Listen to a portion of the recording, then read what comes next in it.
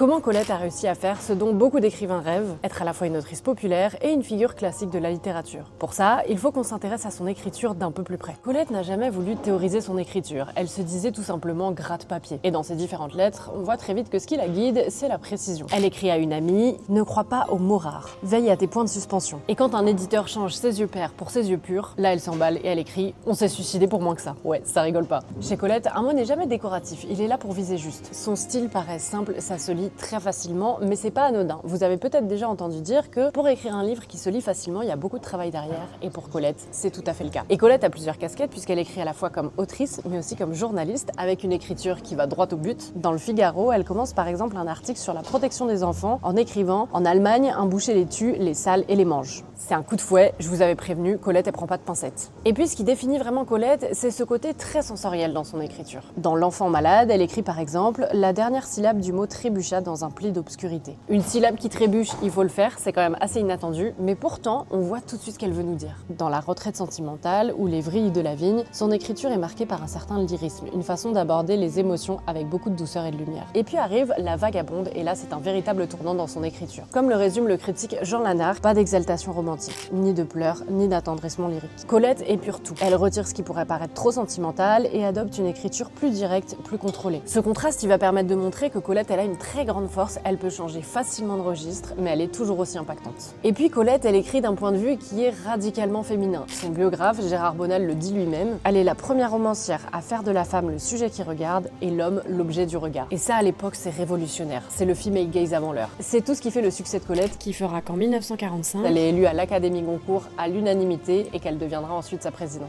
Si vous voulez en savoir plus, la Bibliothèque nationale de France consacre une grande exposition à Colette à découvrir jusqu'au 18 janvier 2026.